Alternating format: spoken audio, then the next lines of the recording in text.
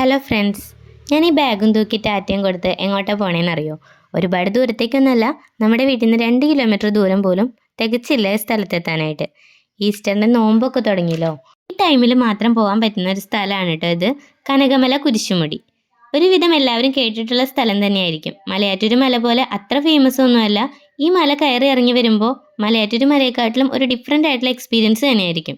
ഈ വീഡിയോയിൽ നിങ്ങൾക്ക് കാണാൻ പറ്റുന്നുണ്ടായിരിക്കും വരിയായിട്ട് ലൈറ്റ്സ് അറേഞ്ച് ചെയ്തിരിക്കുന്നത്. നമുക്ക് ഈ സ്ഥലത്തേക്കാണ് എത്തേണ്ടത്. ഞങ്ങൾ വീട്ടിൽ നിന്ന് ഇറങ്ങിയപ്പോൾ 8 മണിയായിട്ടുണ്ടായിരുന്നു. പള്ളിയിലെത്തിയപ്പോൾ 8:10.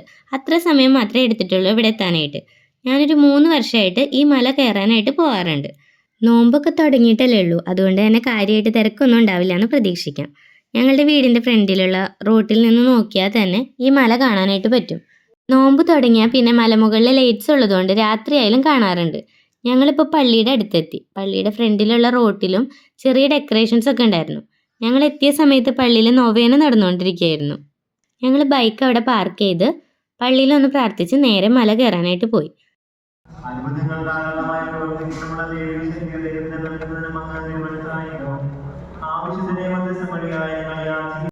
പ്രാരംഭ സ്ഥലം എത്തിയപ്പോൾ തന്നെ ഒരു ചേച്ചി എൻ്റെ കയ്യിൽ കൃപാസനത്തിൻ്റെ പേപ്പർ കൊണ്ടുവന്ന് തന്നു.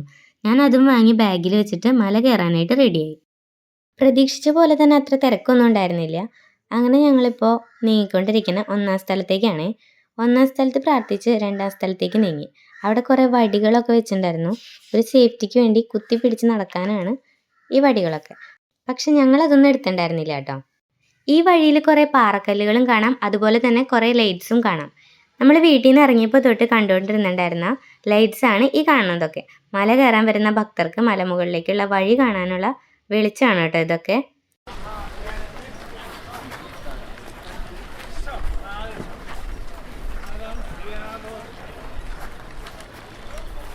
ഈ വെള്ളം ചുമന്നുകൊണ്ട് പോകുന്നത് മലമുകളിലേക്കാണ്. മുഴുവനായിട്ട് വീഡിയോയിൽ ഉൾപ്പെടുത്താനായിട്ട് എനിക്ക് പറ്റിയിട്ടില്ല. പിന്നെ ഞാൻ വീഡിയോ എടുത്തത് 9-ാം സ്ഥലത്ത് വെച്ചിട്ടാണ്. 9-ാം സ്ഥലത്ത് മല കയറി വരുന്നവർക്ക് കുടിക്കാനായിട്ടുള്ള വെള്ളം കിട്ടും. ഗവൺമെൻറ്റിൻ്റെ കുടിവെള്ള പദ്ധതി അറേഞ്ച് ചെയ്തിട്ടുള്ള വെള്ളമാണ് കേട്ടോ ഇത്.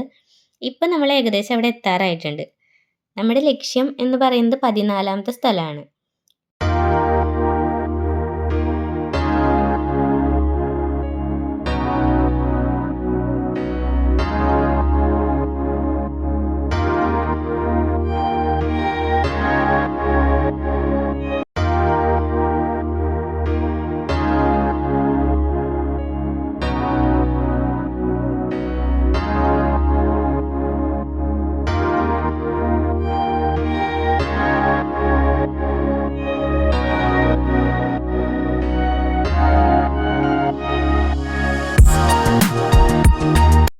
ഈ കാണുന്ന കുരിശ് നമ്മുടെ വീടിൻ്റെ തൊട്ടടുത്തൊരു പള്ളിയുണ്ട്, വല്ലപ്പാടി ദേവമാതാ ചർച്ച്. അവിടെ നിന്ന് കൊണ്ടുവന്ന് സ്ഥാപിച്ച കുരിശാണ്. അങ്ങനെ ഞങ്ങൾ ഏറ്റവും മുകളിലെത്തി. കുറച്ച് നേരം അവിടെ ഇരുന്ന് പ്രാർത്ഥിച്ചു. അവിടെ ഒരു സ്റ്റോർ ഓപ്പൺ ആക്കിയിട്ടുണ്ട്. അവിടെ നിന്ന് നമുക്ക് ആവശ്യം വേണ്ട കുറച്ച് സാധനങ്ങളൊക്കെ കിട്ടും. കുറച്ച് പൈസ കൂടുതലായിരിക്കും, കാരണം കുട്ടികളൊക്കെ താഴെ നിന്ന് കഷ്ടപ്പെട്ട് ചുമന്ന് മുകളിൽ എത്തിക്കുന്നതാണ് ഇതൊക്കെ. ഞങ്ങൾ അവിടെ നിന്ന് ഒരു ചെറിയ കുപ്പി മിറിൻ്റെയും ഒരു ചെറിയ കുപ്പി ലെമണും വാങ്ങി. അവിടെ കുറച്ച് നേരം റെസ്റ്റ് എടുത്ത് ഈ മലമുകളിൽ ഇരുന്ന് ചുറ്റിലും നോക്കിയാൽ കുറേ സ്ഥലങ്ങളൊക്കെ കാണാൻ പറ്റും. ഞങ്ങൾ കുറച്ച് നേരം അവിടെ ഇരുന്ന് കാറ്റ് കൊണ്ട് സംസാരിച്ചിരുന്നു.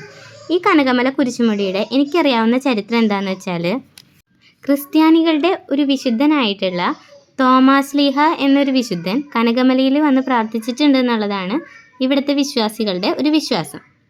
പിന്നെ അതുപോലെ പണ്ടെന്ന് പറഞ്ഞാൽ കുറേ പണ്ട് 1940 കാലഘട്ടത്തിൽ കനകമല ഉൾപ്പെടുന്ന പേരാമ്പ്ര പള്ളിയിലെ വികാരിയച്ഛൻ ഒരാഴ്ചയോളം ഈ മലമുകളിൽ ഒരു പ്രകാശം കണ്ടു.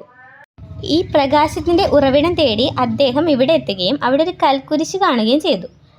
അത് തോമാസ് ലീഹ സ്ഥാപിച്ച കൽക്കുരിശാണ് എന്നാണ് ഇതിൻ്റെ ഒരു ഐതിഹ്യം പറയുന്നത്. ഒരുപാട് നേരമൊന്നും അവിടെ സ്പെൻഡ് ചെയ്തില്ല, കാരണം നമ്മൾ കയറിയപ്പോൾ തന്നെ ഒരുപാട് ലേറ്റ് ആയിട്ടുണ്ടായിരുന്നു. അതുകൊണ്ട് തന്നെ വേഗം തന്നെ തിരിച്ചിറങ്ങി. മലമുകളിൽ എത്തിയപ്പോൾ ശരിക്കും വേർത്ത് കുളിച്ചിട്ടുണ്ടായിരുന്നു. തിരിച്ചിറങ്ങുമ്പോൾ അത്ര ചൂടൊന്നും ഉണ്ടായിരുന്നില്ല. തിരിച്ചെത്തിയപ്പോഴേക്കും ഗേറ്റ് ക്ലോസ് ചെയ്തിട്ടുണ്ടായിരുന്നു.